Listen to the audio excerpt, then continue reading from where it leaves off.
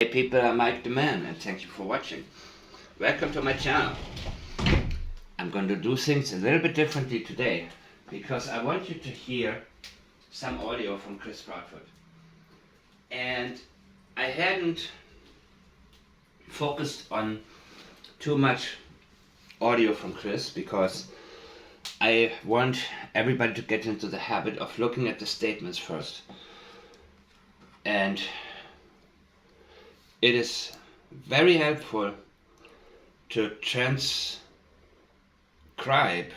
statements and look at them and look at them again and look at them again. As I have said, a statement like this will take a team 4 or 5 hours to properly and in-depth analyze, which of course I don't take that time on the air.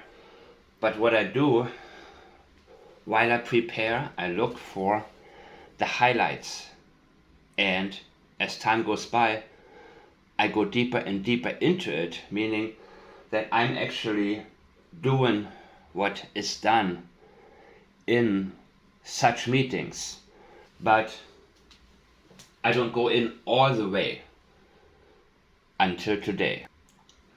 So let me see, okay, the statement that I'm showing you on the screen, on the whiteboard, is from Web Sleuth. And it's from 10 months ago. 10 months ago. I had never listened to it. This is a first for me. But let's get started with the beginning and then skip to the good part. We do Woo Woo Saturday night, which is go. Hey everyone, welcome to Web Sleuth YouTube Live. And normally we do Woo Woo Saturday night, which is ghost stories and such, but tonight that is on hold because tonight we have a very, very special guest. Oh no, I'm gonna miss Woo Woo ghost stories. She is the private investigator for Sebastian Rogers. Chloe and Heather, you've probably seen Heather on the news, and Chloe. Heather is taking the night off. She has well-deserved rest time coming.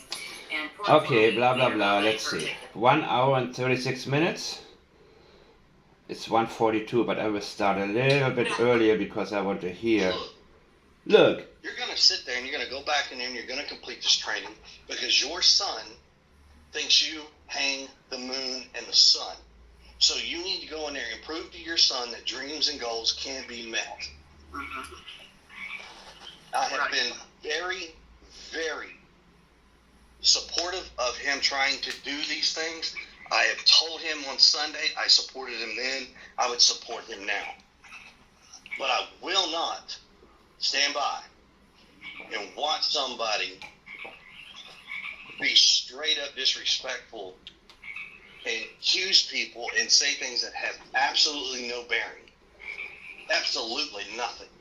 Oh, did I miss the good part? Well, again, I just, if I could just... Oh, these people are pathetic. How they suck up to him. This is so disgusting to me. Let me tell, from an outsider looking in, it's okay, his parents left town shortly after. Was there a reason? Did they take Sebastian with him? It is speculation that I am sorry it's hurtful to you, and I understand it. And that's why it's important that you clear it up. Just clear it up. Nobody's trying to be hurtful or mean. I promise you. We've all been asked to help find Sebastian, and this is what we do. We try and think outside the box. We try and ask questions and think outside the box and figure out what has gone on. But it is your not problem with thinking outside of the box does nothing but cause speculation, and it causes people to call in tips. This guy is so stupid. So stupid. And it is so hard for me to listen to this because, first of all, every single statement is a red flag. And I can't believe that somebody with so many red flags has not been arrested yet. He has guilty knowledge, at least 100%. And he told us the last time he was there. The last time I saw Sebastian was early February until I came home February 26th. It doesn't matter from which angle you look at it, how often you analyze.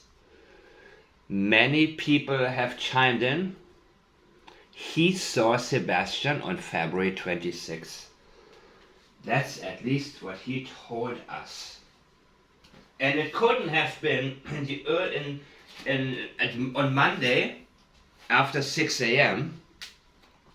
when he was reported missing. It couldn't have been.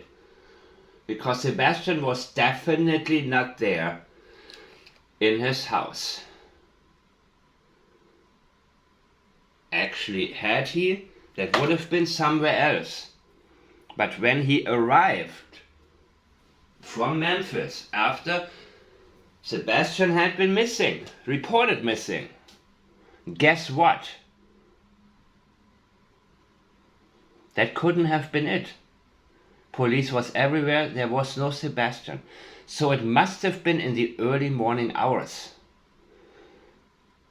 The 3 a.m. lights, the car, the flashlights moving into different directions. And probably they took one of these flashlights that is missing now and took it with them. Which is why they mentioned Sebastian had a flashlight, because that is an item where they can say for 100% that is something that is missing from the house. Seth pointed out the shoes, and he should have made a huge stink out of that immediately and not let go and say it on every single appearance he made. Hey everybody, they told me Sebastian walked out. That's not possible. Every single shoe, I went in there. Now the Foots are telling us beforehand, all the time, he walked out with no shoes because they don't want another aha moment. Because they got lucky with a soft reaction from Seth. They should have taken down every single statement and said, okay, now we're going to verify. Now we look into it. We got your statement. Let's turn this house over. Excuse me. Excuse me. What are these? Which one? Describe the shoes that are missing, please. Oh, he must have left barefoot. What? What you say? What do you say? No. This is a lie right here. That you'd have shot that alone is a huge red flag when they tell you he left and all of his shoes are accounted for. Chris said, you see, in every story they want to tell us right away, he walked out of the door. And Katie, the storyteller, scripted for Chris, the $1 million question is, why did he walk out of the door? Katie is an out-of-the-box thinker. She doesn't just tell you a lie. She makes you believe her lie. She makes you think about, and believe me, there are many professionals that fell for her. They fell for that. Not only does she tell you the lie, she builds a story around it to make you ask yourself, why did he walk out of the door?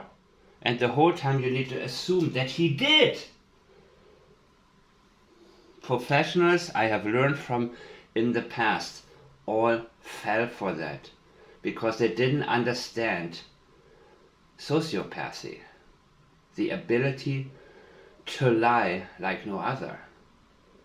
That's what Katie is able to do.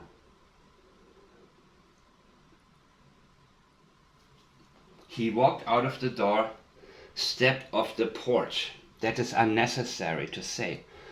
Why did he say Sebastian stepped off the porch? Because he didn't. Because he couldn't. Because that was the place where he stopped being able to. When Katie said, he is already, and she moves towards her own neck like Chris Watts did. So I ran back into the house. She said, so I drove back to the house.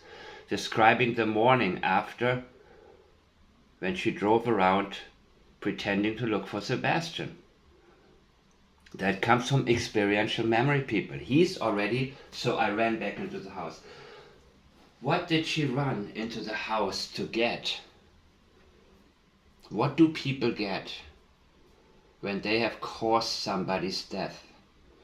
What do they want to get rid of immediately? The murder weapon. A good question to ask: how satisfied are you with the investigation?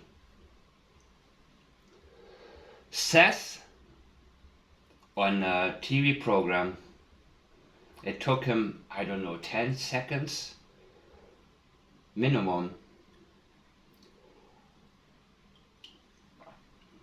He couldn't get himself to say anything. You see, this question is perfect. How satisfied are you with the investigation? Because parents of a missing child immediately are suspects, or at least persons of interest, persons of high interest.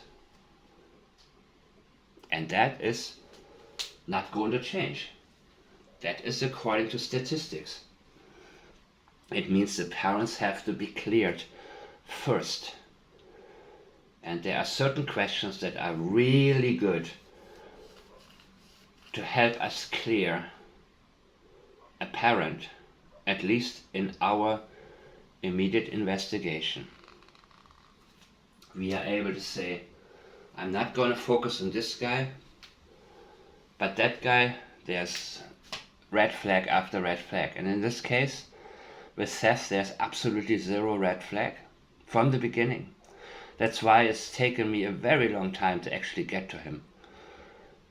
But I realize now, after his live stream, how important it is to hold him up for everybody to see what an innocent parent looks like. And then compare that. So the question was, the perfect question was, how satisfied are you with it? Are you with the investigation? Sorry guys, I just... how satisfied are you with the investigation? That's the one. Okay, great. I got this. Yeah, this is expected because you cannot be satisfied until your son is here.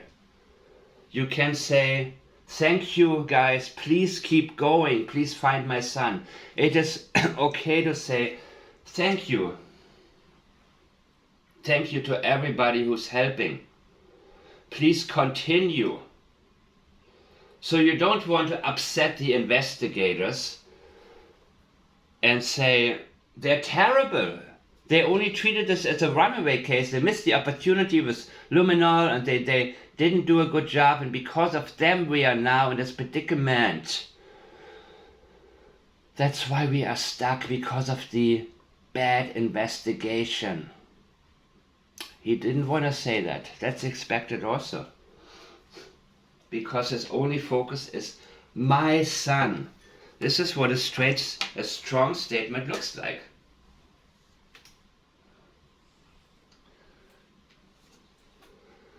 I want my son here. Period. There is no speech. There is no bring him home and bring him home and bring him home and bring him home. This is very simple. My son is not here. This is what an innocent statement and a desperate statement looks like. My son is not here.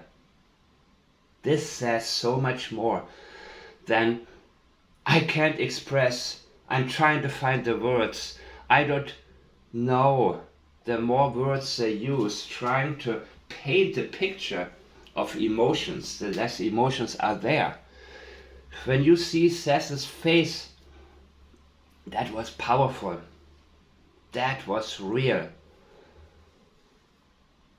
And he's telling you, I cannot answer this question until my son is here. When my son is here, I will probably be satisfied enough, but still maybe unsatisfied, because every second counts. In his eyes, Sebastian is out there. Maybe with somebody who's holding him. The more time goes by, the more traumatized he will be. He's already traumatized from the Proudfoot, but he can become traumatized even further in more ways. He's already been traumatized in every single way imaginable. Allegedly, Proudfoot. Right, allegedly. People always say, IMO, allegedly. In my opinion, allegedly. You know how annoying that is on Twitter? It is so annoying when people say some of the mildest things, and I'm thinking to myself, why am I doing this? When people can't even tell me that something stands out and something is a red flag without saying a disclaimer.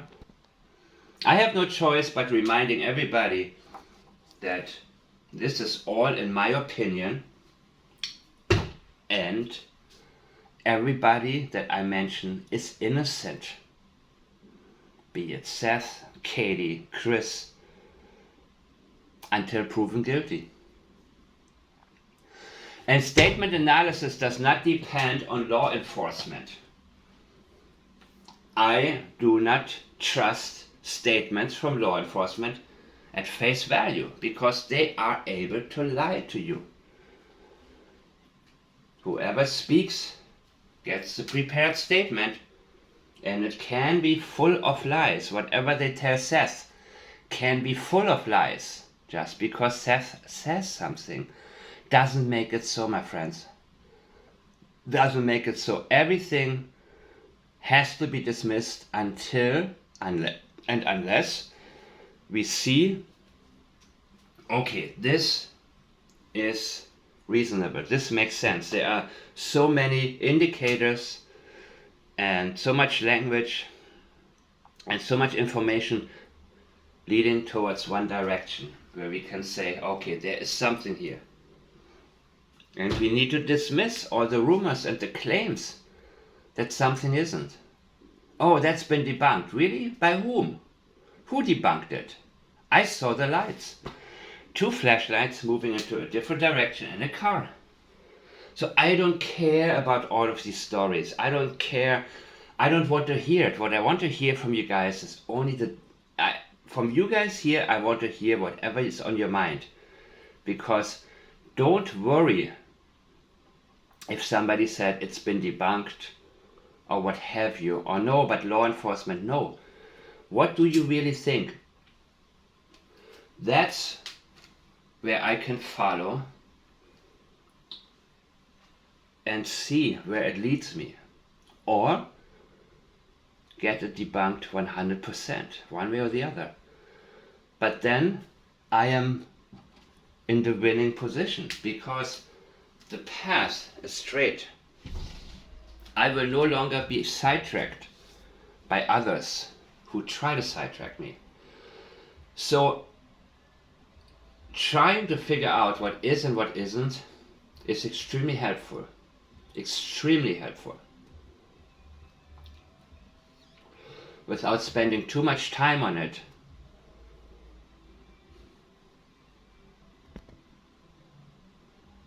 And life is what happens when you make other plans. John Lennon said that. And it is very true. So we don't know exactly where the path will lead us, but we have to follow it. And the statements are going to guide us. So, let me see. Let me lead up to what Chris says about law enforcement. Nothing but cause speculation, and it causes people to call in tips that don't mean anything, that you're taking sources away from the investigation because Joe Schmo down the street. Joe Schmo down the street. My family owns a cemetery. Yes. We own a funeral home. Like, where in the hell do you get up with this stuff? Not you. I'm saying the public. And so that, Chris, that's why it is great that you're here. Because we want to clear Bunch of suck-ups. It's great he's here because people are watching your stupid show. this up and help you get it out. And I'm going to tell you something, Chris. When it comes to the general public, what he later winds up saying, and what I have just listened to again, to make sure Google transcribed it correctly, because I couldn't believe my eyes that he actually said it. This is now Chris talking about law enforcement. Is Chris Proudfoot satisfied? I am very happy with what they have done. Wow. Can you believe that? Chris Proudfoot is telling us not that he is happy, but he is very happy. Things couldn't be any better. They couldn't be any better for him. You mean with what they're doing? You mean with what they're about to do? With what they have done. This is past tense, people. He couldn't be any more satisfied than with the lack of results from law enforcement. To him, the case is closed. The only problem, you see, law enforcement is stuck. They messed up from the very beginning, and they're not able to move forward. I don't care what Tony says about it. Says, isn't it right that law enforcement is looking at one person? First of all, I don't like channels. I like to hear what Seth has to say directly about the glasses and other things. And he needs to get more into that. But Tony, of course, seems to be what? A mediator. It doesn't matter to me what law enforcement says until they take action. We're looking at somebody, at one person. Yeah, of course you're looking at Katie. But you cannot do anything. You're stuck. And Chris Proudfoot is so happy with it. He's patting them on the back. Okay, great job, guys. Go home. Go home, nothing to see here. All right, great. Oh, finally, everybody's gone. The only problem to Chris is you, the public, the intelligent public, the people who know something is wrong here. And you don't have to be that intelligent to understand that something is wrong here. This is a very obvious case. The details are not always that obvious, which is why we need statement analysis. It's not good enough to detect deception, which can be done intuitively, actually much better than with any method I have seen. When you notice something, it stands out, it makes absolutely zero sense. That's where I want to look.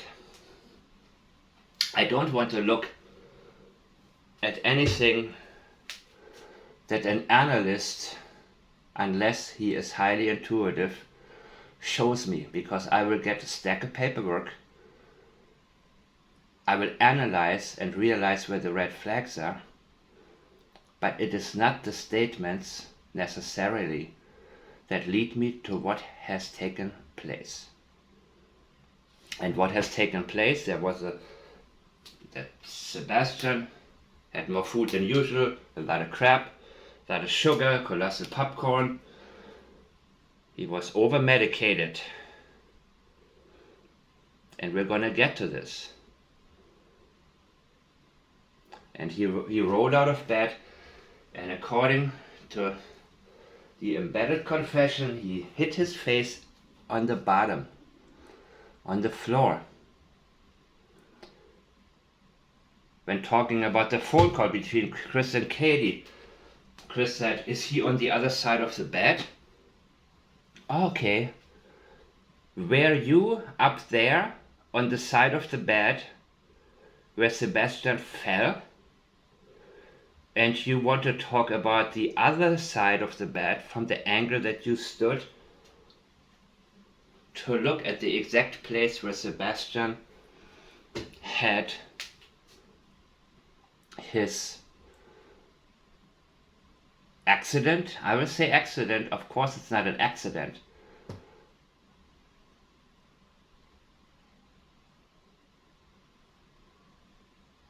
But the language indicates that he fell. And that on the porch was when they realized he was no longer with us. And Chris was there. He came down there.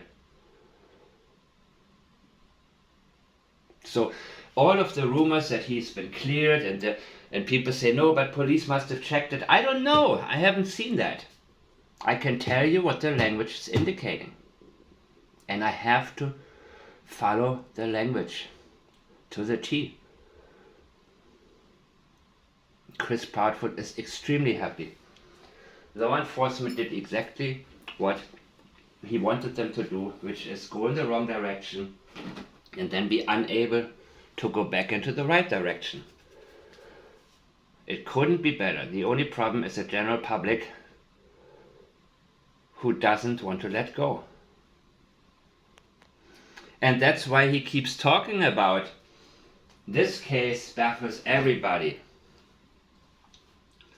It means law enforcement cannot understand, so you need to shut up. You need to stop looking into this. Because only you, the public, can keep it alive.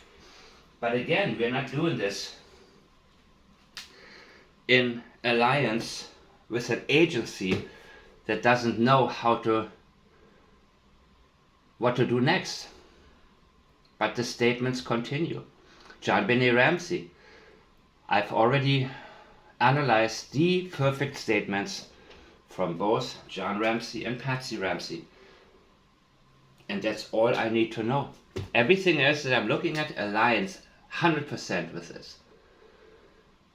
Being able to find the most powerful statements is an art. And sometimes you can call it luck, I call it synchronicity. The right statements come our way at the right time. So I see a lot of channels, a lot of people that go over statements that show there are red flags, but they don't tell you exactly what happened.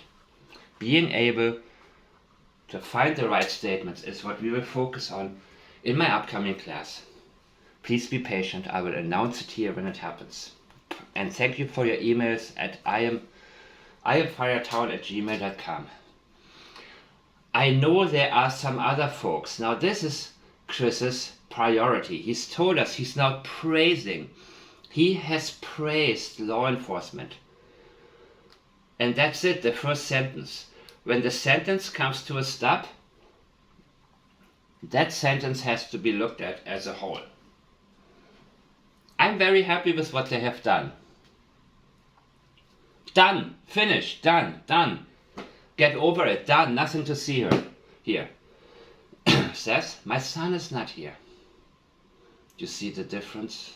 It couldn't be any more visible. But now Chris starts. Because that should be enough. How he feels about law enforcement. You know what? His worry is you. I know there are some other folks, that's his priority now, that don't feel that way.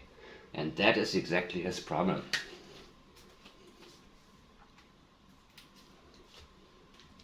That is exactly his problem. Law enforcement, they're finished. He has no worry about them. They're unable. Of course they know what happened, but they cannot continue. But in Chris's mind, of course, they're baffled. We got him. We got him, dude. Yeah, they cannot move on. They cannot move. Law enforcement cannot move. They cannot get a search warrant for the Bauer success, or they can't move on. But the problem is that the folks don't let go. That's why he's telling you that Sebastian is not worth looking into. That is why he's trashing and bashing him, because he wants you to also say, oh my God, yeah, I can understand. It must have been hell living with him. Let's forget about it. You are the problem. And he cannot understand it. Because in real life, he's able to threaten people, get them to back off. With you, he cannot do that. Now that too many people are interested in the case, he's unable to do this. And it's killing him. He was never able to talk himself or lie himself out of anything, because he's terrible at it. You can even see his eyes changing when he's lying. He's a horrible liar. The only thing that he's able to do one-on-one is threaten people when he's wrong. When Seth brought up Worsham and Cassie Bowersuck's car having been seen there allegedly, that was when Chris started bashing Seth. And it was cringy when Seth said, "Hey buddy, this," and he just yelled and yelled and yelled and yelled and wouldn't stop, and they were afraid that he's gonna just get off of their channel, off the live. They didn't want to lose him, so he's yelling at them, and it worked. He shut Seth up, and Seth unfortunately did. I want to know, Seth, who told you that Cassie Bowersuck's car was seen on Worsham? We need to revisit this, and we need to revisit whether or not the glasses found are Sebastian's, or could be Sebastian's. I was only able to get the questions to Tony. I don't know if Seth got them. And alongside, I sent a link to the post where many of you have chimed in. And one of these posts, one of these comments, I would like to read from one of you guys. And that's from Leah2222. You said, the question is, what would you like to ask Seth Rogers? And the question is, if he took a med at night, so if he took medications, were there any pills left in the container? When was the last time the med was filled by the pharmacist? How many pills were issued upon filling it? If there are any left, does it coincide with the date filled, or are any of them missing?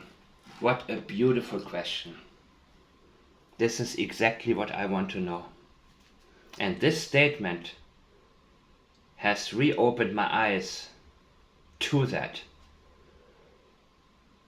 As I have said, what do people, after somebody gets killed, get rid of first or think about? The weapon. Let's get the gun. Let's go drive it and throw it into the river or somewhere, or just get rid of it. He is already, so I ran back into the house. She went to get the pills, in my opinion. Or if it was liquid sleep aid, she got that. Oh my God, he's no longer with us. What we gonna do? Okay, let's act fast. They didn't take no shoes. They had a flashlight in the pocket.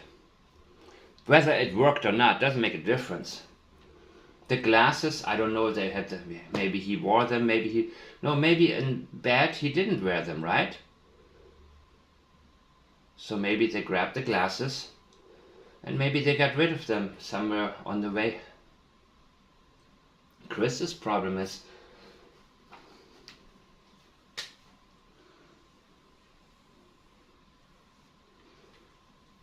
not the people on the panel, not the idiots in the live chat,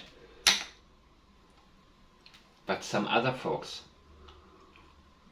That's what he's focused on. Trust me, Katie is watching. Maybe not every video, but she has watched videos of mine. Chris wouldn't know what to do with this. And okay, there are other parts on Web Sleuth. Next time I'm going to get more into this and play you more of it, where they make some points and he doesn't even understand. He keeps talking and talking and talking. He doesn't understand half of what they say. He doesn't have the ability to communicate at all. I mean, for me, the biggest thing has been, since the beginning of this case, whenever I listen to some people talking about this, where do they find these people? Because these types of people you don't hear from a lot, because they don't have a lot to say. And suddenly, they have a lot to say. And Chris helps them, encourages them to say some of the dumbest things because they hear him and they're on the right wavelength. Suddenly they have somebody to talk about. And bashing Seth is very, very easy. Right? Wouldn't be for me though. I wouldn't be able to get past, no matter what he does, I wouldn't be able to get past the fact that his son is missing and how he looked when he made the statement, my son is not here. I don't understand how people, but you know what, these people are desensitized, many of them are probably drug addicts and have just they have lost connection with themselves, so they don't necessarily feel the way healthy people do. So the problem to Chris are some other folks.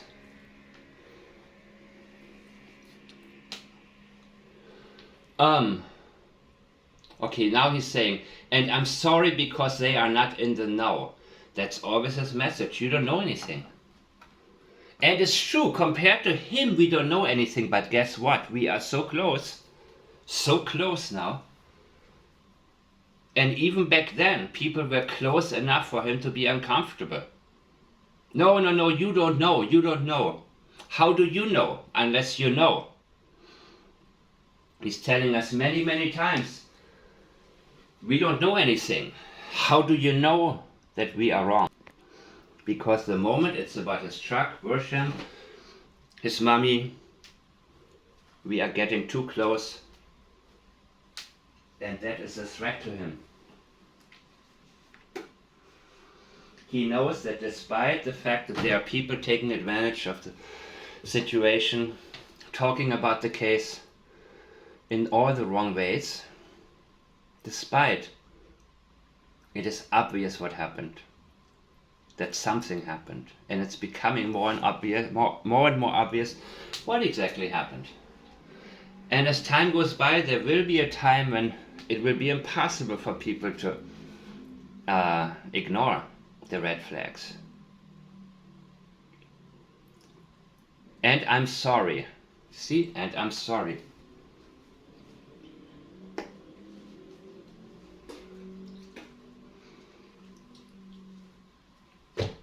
What comes next? And I'm sorry for? No, I'm sorry because. What are you sorry for? I know there are some folks that don't feel that way, and I'm sorry. Oh, you're sorry that I feel a certain way. It's not just a feeling. There's every indication that being happy, it's impossible to be happy with what has been done. Because what they have done is not find Sebastian, not find out what happened officially. So I don't care what the cops say in private, what they know. Actions, people. They are being paid for actions, and they made the mistakes. Katie fooled them so well. And here's the thing, at 6:03, she called Chris, and at 6:33, 30 minutes later, Chris called the non-emergency line. 30 minutes. What did they do? They went over the script, people. They went over the script. And they decided maybe then, maybe before, Katie was gone. They're going to say Katie is too distraught to speak. And she's hysterical. That's why she needed to tell us in so many words how hysterical she was, allegedly.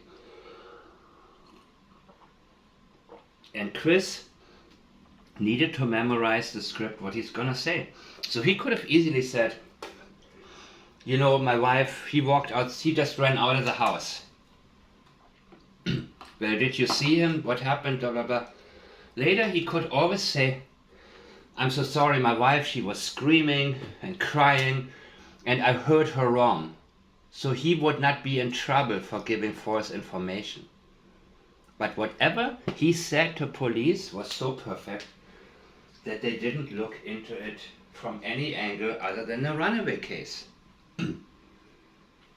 Maybe they said he was seen running away. Maybe that's why police said he was last seen February 26th by a neighbor Right? Wasn't that the story in the beginning? Maybe Chris told him that. My neighbor said they just saw him running. Who knows? There's a reason for everything. Later police said, oh, but we got mixed up between the day he was reported missing and the day he was last seen. No, no, no. From the very beginning, you were confused because you were told something that is false and you believed it. And suddenly, after a year, this is pathetic. So I don't care when Tony says, Seth, didn't police say they are looking at someone? And Seth said, yes. I don't care. Seth repeats what they tell him. And they're stringing him along. I don't expect any arrest to be made. Anything. Not from where I'm looking, from where I'm standing. I see another John Bonet Somerville's Madeleine McCann case in the making. But I will do my part. And you also can do yours, people. And statement analysis can stand on its own. I don't depend on law enforcement. So it doesn't matter to me what they say unless I have it in such credible and reliable detail and other signs indicate the same thing. Not just from their angle, but every angle. And then I can say there's some credible information here. Like the lights at 3 a.m. Doesn't matter that Nick Barris later backtracks and suddenly disappears from Twitter. After he posted about this. He was on it, but somebody told him to back off. You see? And there was another statement from the PI that now deleted his Twitter account, but I wanted to get this. I wanted to get to this. This was such a good one. Something about the victims tell their own stories and the case will solve itself. You have to first find the victim. And his worry is that the case will solve itself. That is why he's trying to sidetrack from this case. Because without Chris and him and others sidetracking, the case would be so obvious in the eye of the public that police would at least have to try to do something, even though it will lead to huge embarrassment for them. That's why they don't want to touch this. They want to let this go because they messed up so badly from the very beginning. They used every loophole.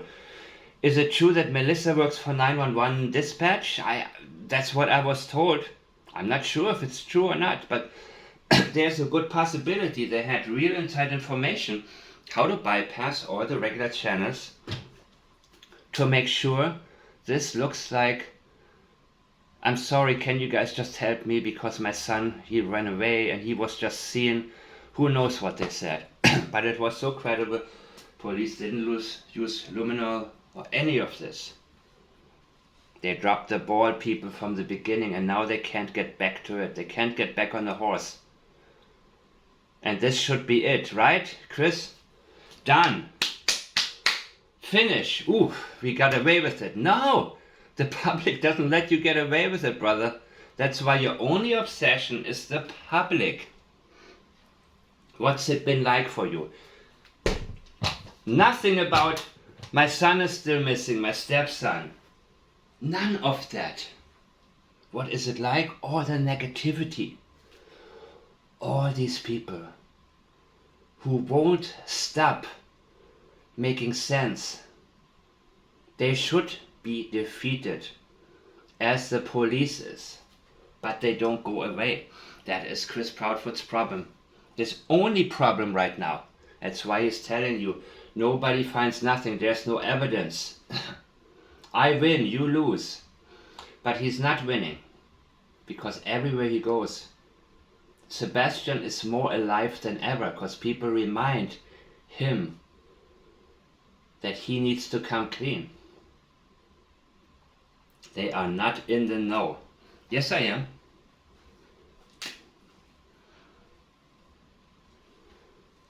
The same way I know what happened when John Ramsey gave an embedded confession. Police said, what did they say? Burke killed his sister and we tried to protect him, so we staged all of this. And he says nonsense. All of this strangulation, ransom note, nonsense to protect him. He told us exactly what happened. And Patsy Ramsey said, I didn't do it, John Ramsey didn't do it. But there were 3 people in the house. These were reliable denials for 2 people. And she knows for sure it wasn't her, it wasn't John. This is powerful. It doesn't matter what happens to Burke, but I cannot get sidetracked from that. I know what happened. Will Burke ever be arrested, or will he even, what would he face? Juvenile court? I don't know. I don't think he will come clean. It would be probably good for him, for his mental health. But you know what? As long as his father is around, he's not going to come clean. Because then his father will be charged. Because what they did to cover it up is criminal. That's where John and Patsy Ramsey, and Patsy is dead, so Burke is not going to do that to his father. He's just gonna have permanent duping delight. But you have to remember one thing. Really? Jesus, Chris, no. Are you teaching me again? What do I have to remember, Chris? This is so nice for you to take the time to teach me. What do you want me to remember? Okay, they're not going to expand every single asset every single minute. Well, that's common sense, of course. We know that they have many cases, every police department, but they have a priority also. And their priority needs to be something where a child is in danger. And if we believe you, Sebastian could be in danger right now. Not dead, but in danger. Which I disagree with, but that's what you try to make us think. That's the one thing to remember. Okay. Why? Every single person innocent with a missing child, it would be impossible for Seth to talk about other children now. He can only think about his son, and that's nature. That is our nature, to procreate and pass on our genes. Nature is beautiful and set it up exactly that way. The instinct, the paternal and the maternal instinct. It doesn't mean he doesn't care about other children. It means he cares about his son so much he cannot think about anything else. My son is my life. That's what Seth said. And I believe him. And I'm sorry because they are not in the know. But you have to remember one thing. They're not going to expand every single asset, every single minute. Wow. Of the day on one child. On one child. Listen to his words. On any one child. Sebastian is just one child. And I've said it before. Even if he's not your blood. If you have a stepchild at home and the stepchild is missing, even if you didn't always get along with each other, if you see your spouse's pain, what she is going through, it will be constantly on your mind that the only thing you want is for the stepchild to be back, because you cannot stand to see your spouse in such pain. But she's not. You see, so to him it's only one child. Why are you paying attention to him? Please look at all the other children. Look everywhere. But don't look at my mom, my truck, Worsham. Don't look at anything like this. Don't look at us. Otherwise, and he told us everything is still on the table, but he didn't tell us they have been vetted and cleared. His language was deceptive. He's trying to make us think. Katie probably scripted him, but he's not good at lying. Even when he's scripted, he still has a hard time at times when he is not speaking exactly from script. He kind of remembers it, but then Chris comes. It's Katie speaking, it's Chris speaking, it's Katie's words, but then when Chris sneaks in, it's such a difference. So now, let me play you a quick audio, another one for Mr. Proudfoot. Mr. Chris, right?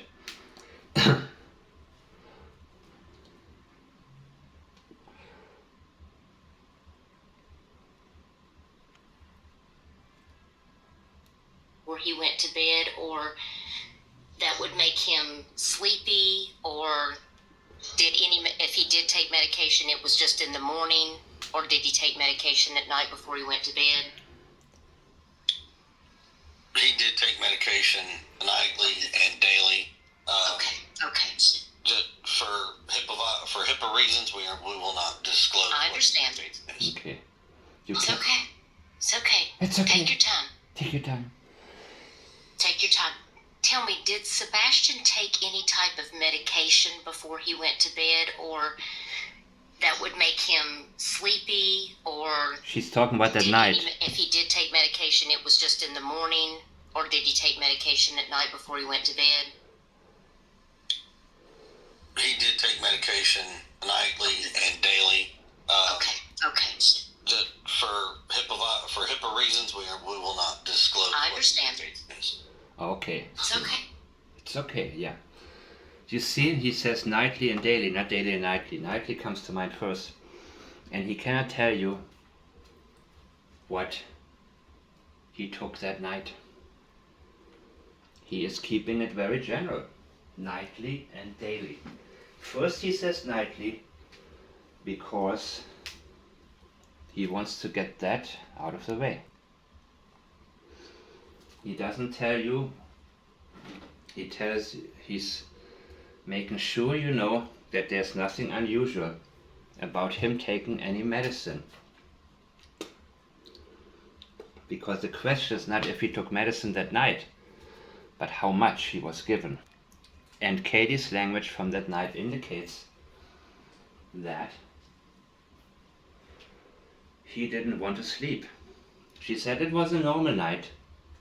And on top of it, she says it was a calm night. That tells me it was anything but calm. There was likely a huge argument. They had a nice day, according to her, from her angle. I don't think it is that nice. Did he actually go bowling, or they just went to the bowling alley? Well, it was probably nicer than usual, because normally she probably didn't do anything. She also talks about, oh, fun fact, I made breakfast that morning. Really? So usually you don't? She always talks about how he's often downstairs to try to make breakfast. Not he's making breakfast, he's trying to. He's starving, he's hungry. We saw how he was eating. He likes to go swimming. Yeah, he should go swimming a lot. He would probably be able to sleep without medication. Kids need to exhaust themselves. What time should a 15-year-old go to bed? Well, some of you said, no, one of you has told me about kids who go to sleep very early, but they live on a farm and they help on the farm. They're exhausted. By 7 p.m. they are exhausted and ready to go. But what is Sebastian doing? Sitting around, eating popcorn, spaghetti, pancakes? What the hell, man? Spaghetti pancakes. How nutritious is that, you know? But that's another story. But it fits in overall with the woman who no longer cares, who no longer prioritizes and starts to view her own son through the eyes of her husband's hatred, growing cold towards him. And things changed during that day. The language indicated unity. It changed towards the evening. We saw her at the Texas Roadhouse. She seemed on the edge because her mind was now on Chris, and she wanted to have a private conversation with him. He hadn't been home for 3 weeks. Why? Either he was mandated by court to stay away from Sebastian, which is why he talked about he was not mandated to stay away from his house. He would have been mandated to stay away from Sebastian. There have been 6 visits by CPS. They didn't let go. Sebastian was no longer that scared little boy that can be pushed around easily. And he started to understand his rights. And the people in school, the counselors, the teachers, they knew what went on. And they probably told him, you don't have to be scared. Before, it was easy for Chris to say, what, did you tell on me? Did you tell on me? And then he beat him and beat him and beat him until Sebastian would be scared to say any more. Maybe, allegedly, right? Could be possible. So, except now, they probably told Sebastian, don't worry, we got your back. We are not gonna let go. We will stay with this case. You need to tell us. You can tell us and trust us. Things were never going to go back to the time from when the pictures were taken that they are sharing with us. They don't share the new pictures, they share the ones from the times when it was easy to control Sebastian and scare him. But now that was no longer the case. Sebastian was getting the upper hand and starting to understand, you know what, this dude can't do this to me. You see, Katie talked about he growls and then he doesn't talk to you. Imagine how much pain he had to go through for him to react like that. He was not physically capable to go against his stepfather. But now he realized these teachers care, and so do the counselors. And they realized he had his accidents for a reason in school. They realized this boy is a mess. And Seth in his interview said just last year he started to get counseling for the abuse he received at the hands of a 13-year-old when he was 8. Things were starting to get better. And probably in these sessions it started coming out already. You are being abused at home in different ways. So Sebastian started to wake up and felt more and more confident and comfortable. And Chris said, he just wants me out of the house. Well, can you blame him? Can you blame Sebastian for wanting his abuser out? Okay. He didn't lie. I would like to see if I find this now. I don't know. Oh yeah, clarification. Let's clear up. So as it stands, Sebastian went to school one day. He made a statement to a teacher, and the teacher reports it to CPS. CPS comes to the house. That case has nothing to do with Sebastian getting spanked. It had everything to do with Sebastian didn't like being in trouble. No, why was he in trouble? According to you, what did he do? What did he do? You deserve being beaten. Tell me. You're in trouble, man. No. He wouldn't have been in trouble with somebody who's halfway intelligent. So he thought by reporting it to a teacher, they were going to come to the house and they're going to take me out of the house and do this and do that. That is what the CPS case was about. And yes, I laughed at it because you laughed at it? Okay, great. Just like it was funny to think about Sebastian being buried in concrete, right? That's laughable for you too. So, remember when they asked him, were you mandated not to be in the house? That's when he told us, in his own language, on February 26th, he saw Sebastian. All you have to do with people like him, they're very easy to get them to talk. First they say, I can't divulge. But then you push them with the right question. Just like that guy when they asked, what should be done to somebody who kidnapped Sebastian? And one guy said he should be passed through the jail like a honey bun. And Chris said, well, I got my own personal opinion on that. This is also very powerful, people. Very powerful. His own personal opinion. That means it's personal. Whoever did something to Sebastian, that's personal. Because he is a part of that. He didn't want to be passed around like a honey bun in prison. So, of course, you have to keep in mind how many children are missing, and it has to be equally dissolved, not dispersed. Dissolved. He uses the word dissolved. I just listened to it. What dissolves? Remember that the dogs hid on the retention pond. Why? You put a body into the car and transport it and drive into the wind, the dogs will lose track. But if you drive very slowly through the neighborhood, the dogs may be able to track that and then stop at the pond. Or one of them walked. But what they wanted to get rid of was the medicine, because they didn't want to flush it down the toilet, because maybe some pills would have been stuck somewhere in the toilet and not flushed properly.